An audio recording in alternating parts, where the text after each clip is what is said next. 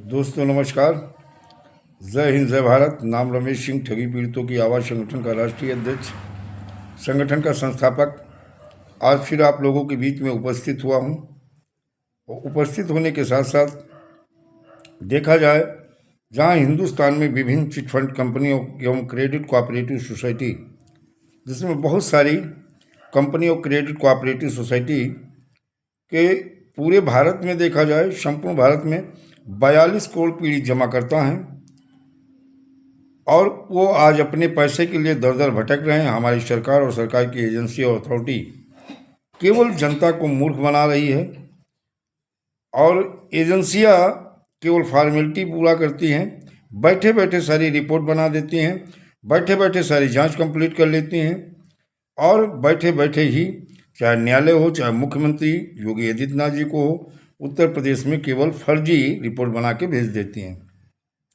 वहीं देखा जाए, ललितपुर में हमने जो निवेशकों के भुगतान से लेकर के और अभिकर्ता सुरक्षा को का भी एक ज्ञापन दिया था, जिसमें जनता द्वारा दिए गए शिकायती पत्र का एक ब्यौरा है जो ललितपुर पुलिस ने दिया है। IGRS संख्या भी है, यानी आवेदक शिकायतकर्ता का नाम और पिता का नाम यानी रमेश सिंह, राष्ट्रीय अध्यक्ष ठगी पीड़ितों की आवाज़ और हमारा मोबाइल नंबर उन्होंने डाल रखा है। विपक्षी का नाम और मोबाइल नंबर, शिकायतकर्ता द्वारा की गई शिकायत का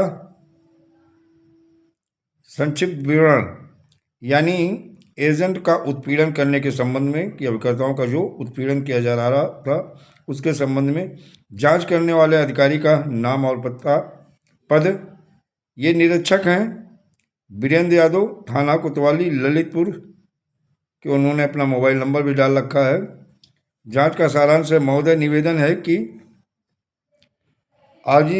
IGRS की जांच मुझ निरीक्षक द्वारा की गई। तो प्रकरण इस प्रकार है कि LUCC नामक सोसाइटी बनाकर जनपद ललितपुर उत्तर प्रदेश के अन्य जनपद मध्य प्रदेश, उत्तराखंड, हरियाणा, दिल्ली, गुजरात आदि प्रदेशों में आम जनमानस की गाढ़ी कमाई फर्जी तरीके से फर्जी दस्तावेज तैयार कर निवेश कराकर वापस नहीं किया। पहली बात तो ये झूठ बोल रहे हैं कि फर्जी दस्तावेज, वो सोसाइटी के दस्तावेज थे, बाकायदा मोहर और साइन थी और उन्हीं दस्तावेजों पे हमेशा सोसाइटी द्वारा भुगतान भी किया जाता था लोगों का, जिसमें संबंध में मध्य प्रदेश, उत्तराखंड एवं उत्तर प्रदेश के अन्य जनपदों में काफ़ी मुकदमे दर्ज। जनपद ललितपुर में अलग अलग थानों पर कुल 13 मुकदमे दर्ज हैं, जिसमें थाना कोतवाली ललितपुर मुकदमा संख्या देखा जाए 612/2024,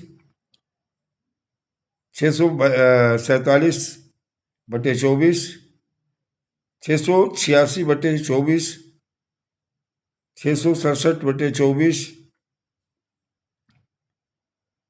688/24 और 1087/24 धारा, यानी 111, 318, 336, 340, 338, 61 और 351 और 252 BNS की व 3/21 यानी अनियमित जमा योजना निरपेक्ष स्कीम 2019 बनाम आलोक जैन आज पंजीकृत है, जिसमें अभी तक कुल 20 अभियुक्तों को गिरफ्तार कर जेल भेजा जा चुका है। अन्य की संलिप्तता के बारे में गहनतापूर्वक विवेचना की जा रही है। जिसकी संलिप्तता पाई जाएगी उसके विरुद्ध विधिक कार्रवाई अमल में लाई जाएगी। किसी के विरुद्ध झूठा मुकदमा पंजीकृत नहीं कराया गया है और न ही किसी को पुलिस द्वारा प्रताड़ित किया जा रहा है। विवेचनात्मक कार्रवाई के क्रम में अपराध में शामिल अपराधियों की धरपकड़ एवं उसकी संपत्तियों से जब्ती की कार्रवाई की जा रही है। पुलिस द्वारा की एजेंट का उत्पीड़न नहीं किया जा रहा है। विवेचना से संकल्पित साक्ष्य के आधार पर दोषी पाए गए व्यक्तियों के विरुद्ध विधिक कार्रवाई की गई। फोटो खिंचवाने से मना किया। पुलिस कितना और झूठ बोलेगी। अभी भी FIR की कॉपी आई है, फर्जी मुकदमा लिखा गया और एक महिला के ऊपर भी लिखा गया जिसके 2 साल का बच्चा है और उनके पति के ऊपर भी लिख दिया गया, जबकि महिला कभी किसी भी एक व्यक्ति का कहीं निवेशक का अकाउंट खोलने नहीं गई। उनके पति एजेंट थे, हो सकता है कि उन्होंने पत्नी के नाम एजेंसी ले ली और वो बेचारी गई नहीं, उनके खिलाफ भी मुकदमा लिख लिया। ये फर्जी नहीं तो और क्या, जो कहीं गया ही नहीं, किसी से पैसे के लिए नहीं कहा। और जो फोटो की बात कहते हैं, ये 100% झूठ बोल रहे हैं, कहीं नहीं, ये बैठे बैठे केवल रिपोर्ट बना ली गई और कोई फोटो वोटो के लिए ना बुलाया गया। यहाँ तक कि जब मेरा नाम भी दिया गया है कि राष्ट्रीय अध्यक्ष ठगी पीड़ितों की आवाज़, आज तक एक बार कॉल करके भी मुझसे पूछा नहीं गया, बल्कि माननीय मुख्यमंत्री महोदय के वहाँ से कॉल आई थी, क्या आपने कोई पत्र दिया था, मैंने चीज़ें बताई। उन्होंने अभिकर्ता की बात की, मैंने कहा बहुत वहाँ जबरन धन वसूली हो रहा है और वहाँ फर्जी तरीके से मुकदमे भी पंजीकृत किए जा रहे हैं और बाकी बहुत सारी चीज़ें हैं। और श्रीमान जी उप निरीक्षक की जांच आख्या सहमत हूँ और जांच आख्या सदर प्रेषित, यानी प्रभारी निरीक्षक थाना कोतवाली ललितपुर। अब सोचिएगा, सब जब बैठे बैठे ही करना, कहीं कोई जांच करने नहीं जाना है, केवल जनता, जबकि ये जनता का पत्र था। जब हम वहाँ गए थे तो ये जनता का पत्र था और ये पूरी तरह से देखा जाए इन्होंने बैठ करके बना लिया, कहीं इनको आना जाना नहीं पड़ा, न किसी के बयान। इतने लोग थे, उसमें एक आदमी का भी इन्होंने बयान दर्ज नहीं किया, सारा निलय। चलिए खैर, आज देखा जाए संपूर्ण भारत में जो अभिकर्ता हैं, एजेंट हैं, उनकी स्थिति बहुत अच्छी नहीं, सरकार संज्ञान में नहीं ले रही।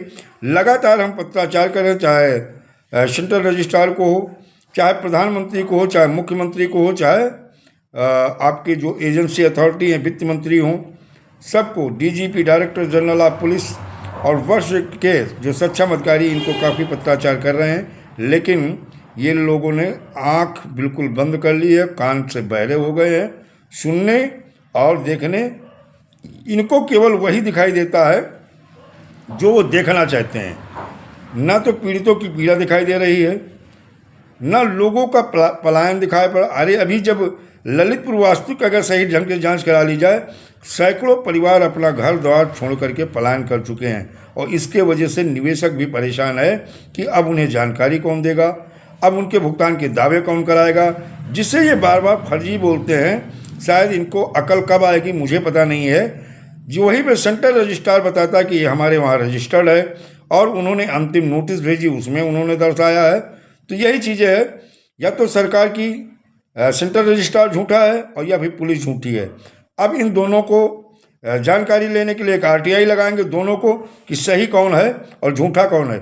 फिर हमारा एक ही काम होगा, फिर इनके खिलाफ हम हाई कोर्ट में जाएंगे और हाई कोर्ट में ऐसे अधिकारियों को दंडित कराएंगे जो आम नागरिक के भुगतान में बाधा भी बन रहे हैं, लोगों को गुमराह कर रहे हैं और फर्जी लोगों को इतना परेशान किया जा रहा है कि हिंदुस्तान के जहाँ जहाँ ये सोसाइटी सागा ग्रुप की हैं, शमीर अग्रवाल की 7 सोसाइटी हैं, वो लोग अपने घर से पलायन कर रहे हैं और उनका उत्पीड़न हो रहा है।